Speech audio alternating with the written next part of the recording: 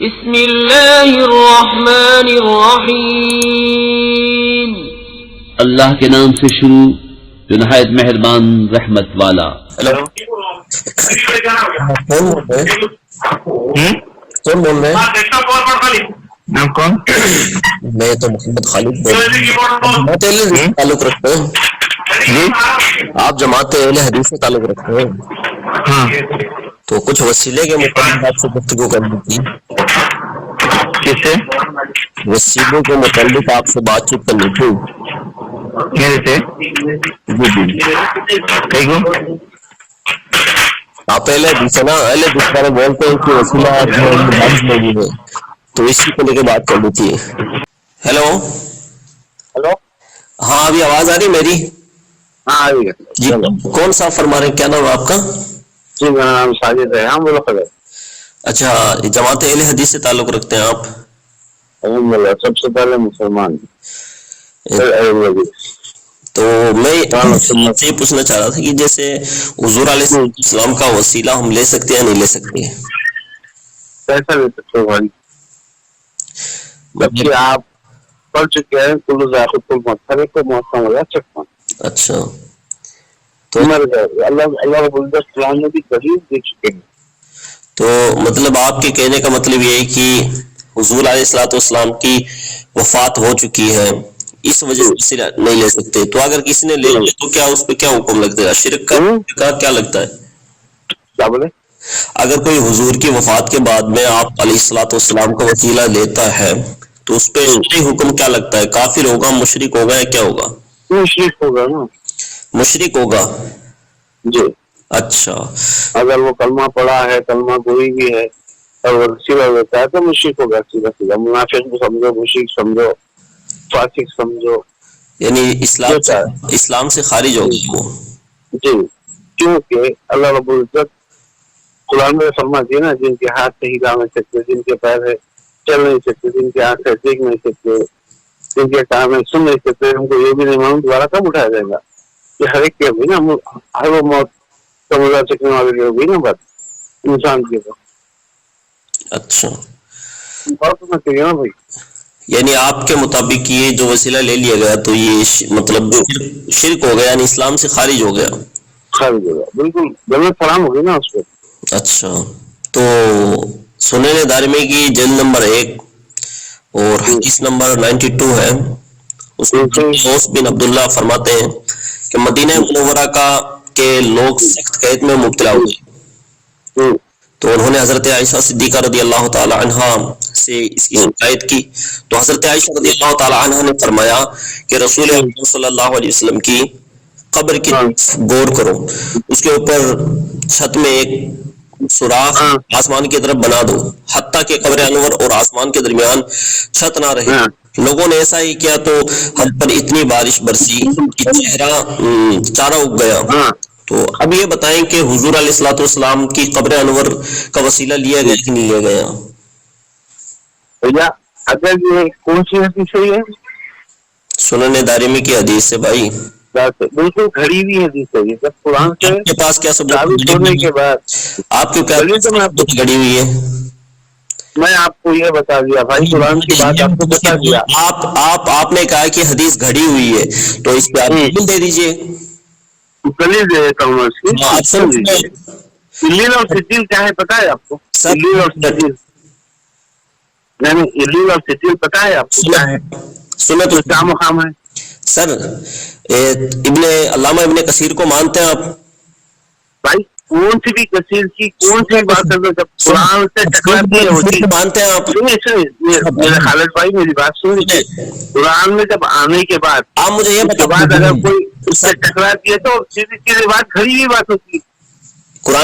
قرآن کی آیت سے یہ روایت ٹکرا رہی ہے تو پھر مجھے امام دارمی ہیں جنہوں نے روایت نقل کی ہے اور اس کے بیچ کیا بتا رہا ہوں پیارے بھائی، انسان بشر ہے، انسان بشر ہے، غلطی ہو سکتی. سر اللہ کے رسول نے فرمایا میں انسان ہوں. मेरे से भी जाने में गलती हो सकती। तो यही तो कह रहा हूँ, गलती हो गई। तो मैं यही बता, सुनिए नहीं, आप फतवा लगाया है तो जितने भी रावी बहस से मत जाइए खालिद भाई, आप बहस से मत जाइए। सुने, जिन्होंने अमल किया और जितने भी रावी मौजूद हो, अगर वो रावियों पर शिर्क का फतवा था तो इमाम दारमी जो है उन्होंने फिर इस हदीस को लिया क्यों? और सुने मेरी बात सुनिए आप, तफसीर इब्ने कसीर, ठीक है, तो उर्दू की जो है ना उस पे सफा नंबर 140 पे लिखा है कि हुजूर अलैहिस्सलाम की विसाल के बाद एक अरबी जो हुजूर के बारे में उन्होंने फरियाद की तो आका अलैहिस्सलाम ने उनको मगफिरत की बिशारत भी दी। जो आयत ना तुम अपनी जानों पे जुल्म कर लो, तो उन्होंने वहां पढ़ी जाके फिर हुजूर की बारगाह में फरियाद की। जब हुजूर की बारगाह में फरियाद की तो उसको मगफिरत की बिशारत मिली, तो उन्होंने हुजूर अलैहिस्सलाम के वसीला अक़दस के जरिए अपनी मगफिरत तलब की। और जैसा कि कुरान पाक में भी हुक्म है कि जब तुम अपनी जानों पे जुल्म कर लो तो नबी के बारगाह में जाकर अपने गुनाहों की माफी तलब करो, अल्लाह ताला को तुम बख्शने वाला मेहरबान पाओगे। और तुम्हारे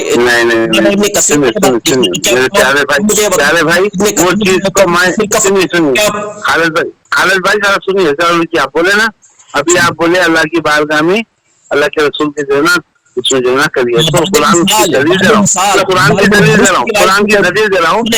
अल्लाह ताला ने अल्लाह के रसूल को बोले है, ऐ नबी आप इन लोगों के बीच में आप इनकी मग़फ़िरत के लिए दुआ करिए, क्योंकि वो लोग नेकी और बुराई मिला कर करते थे। तो इसमें भी तो अल्लाह के रसूल ने नबी कुरान के अल्फाज, मेरी बात नहीं है या मेरे बाप की लिखी हुई बात है, या कुरान की बात है साबित।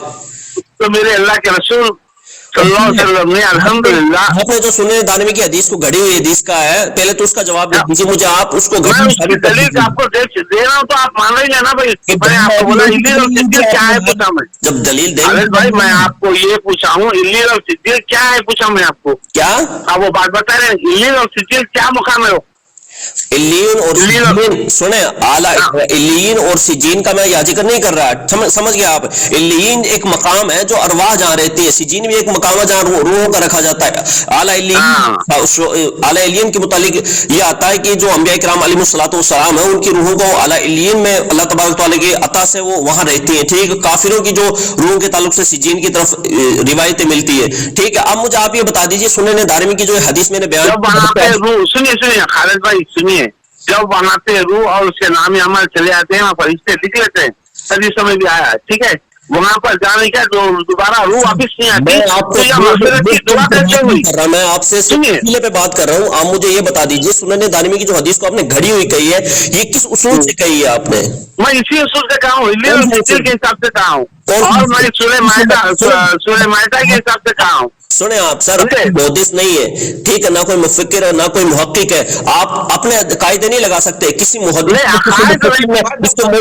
के बाद आप पहुंची, सुनो आपके बाद के बनाए हुए कायदे आप पहुंची, हेलो आपके कुरान की दलील आपको मिल गई, तो हदीस अगर आपको आती है और टकराती है तो हदीस वही हो जाती है, खड़ी भी हो जाती है। आप कसम खाओ इस हदीस के बाद वही हदीसें आगे जाकर मिलकर सही हो जाती है, लेकिन ये खड़ी भी है सीधा भाई साहब। कैसे अल्लाह दो मिसाल दे चुका हूँ, आपने कहा कि जो मर गए उनको दोबारा नहीं मालूम दोबारा कब उठाया जाएगा, यानी जो खिलाफ अल्लाह को छोड़कर तुम जिसके लिए वसीले के लिए पुकारते हो हकीकत पाई जाए वो सही है। जो आप अल्लाह के रसूल को ही पुकारे वसीले के लिए, जी ठीक है, अल्लाह के रसूल को वसीले के लिए ही पुकारे, आपको अल्लाह ताला दलील दे दिया भाई कुरान में।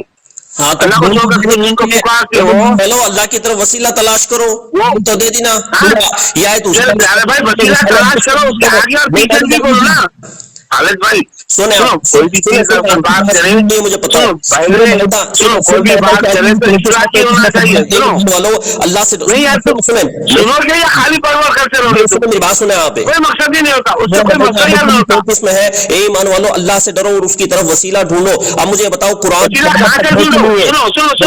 या तो ऊपर से आओ खालिद भाई, या तो आप ऊपर से आओ या फिर पूरे नीचे तक जाओ। सर नीचे बोल देंगे वकीला ढूंढ लो, वकीला कौन सा ढूंढेंगे आप? सर मैं कौन सा ढूंढेंगे आप? वकीला आप मुर्दों से वकीला ढूंढेंगे आपको। अल्लाह ताला बोल रहे हैं अल्लाह के सिवा तुम जिनको पूछते हो क्या वो जमीन और आसमान बनाने में कोई मदद करे, क्या पूछ रहे हैं? अब वहाँ क्या मिसाल दोगे आप? क्या नबी का वसीला लेना मुतरादिफ है क्या? नबी का वसीला लेना पूछने के मुतरादिफ है क्या? नबी से पहले कौन लिया तुमसे? अल्लाह के रसूल जब भी परेशानी आए तो कौन थे? इब्राहीम अलैहिस्सलाम का वसीला लिए थे। मैं जो बात पूछ रहा हूँ बताओ। अलैहिस्सलाम का वसीला लिए थे, आदम अलैहिस्सलाम का वसीला लिए थे, किसका वसीला लिए? बराबर है क्या? जंग बदर में जाके और में جنگ خندق میں کس کا وسیلہ لیے اللہ کے رسول؟ میری بات تو سنیے آپ. ہیلو نہیں آپ خالی بولتے جا رہے ہیں. نہیں آپ سننے کی صلاحیت سے رکھ رہے ہیں. میں یہ پوچھ رہا ہوں کہ اللہ کے رسول کو جب بھی پریشانی آئی، ہیلو نبی کا جب بھی پریشانی آئی تو یہ بتاؤ، اللہ کے رسول کو جب بھی پریشانی آئی تو انہوں نے کس کا لیا وسیلہ؟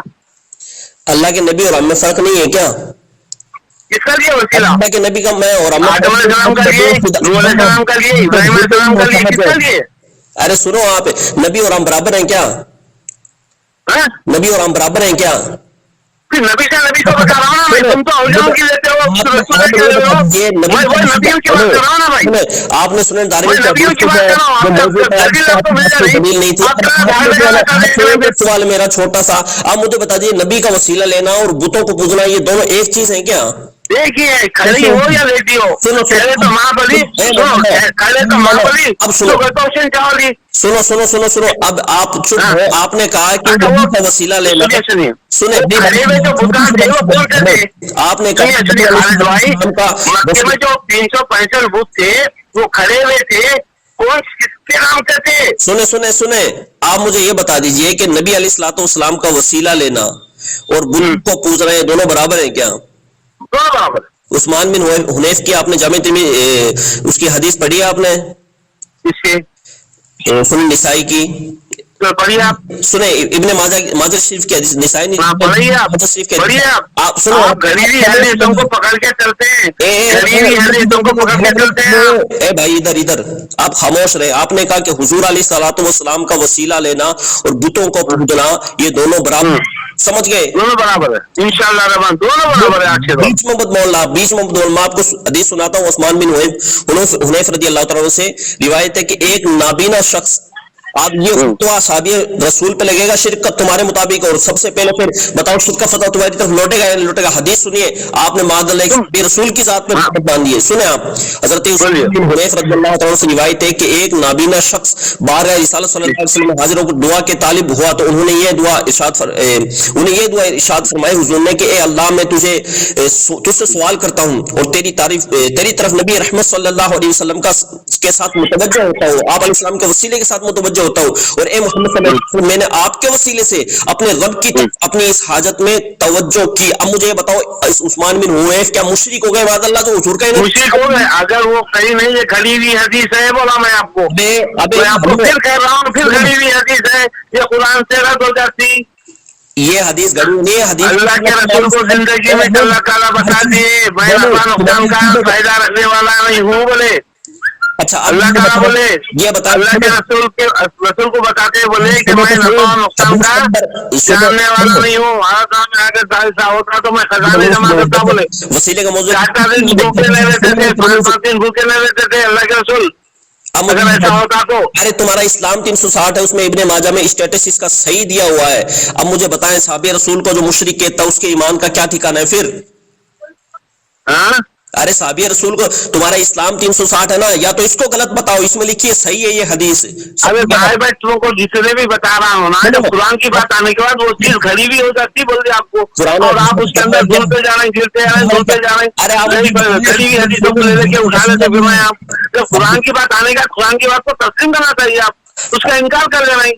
اور حدیث کی بات کو گھڑی ہوئی حدیث کو آپ لے کے چلیں تو آپ بتائیے آپ کس قسم کے مسلمان ہیں؟ آپ امام جو وہ لکھ رہے ہیں اس کو حدیث کو کس قسم کے آپ مسلمان ہیں؟ پہلے یہ کر لیجیے، غور کر لیجیے صرف کا فتویٰ تمہاری آپ کون سے مسلمان ہیں پہلے غور کر لیجیے. جب قرآن کی بات آنے کے بعد ہر وہ چیز رد ہو جاتی اور ختم اللہ کی کعبے کے رد. وہابی نے یہ کہا کہ جو حضور کا وسیلہ لیتا ہے یہ شرک ہے. اب میں نے اس کو یہ جو حدیث پاک جو ہے پیش کی، میں نے آپ کے سامنے پیش کی.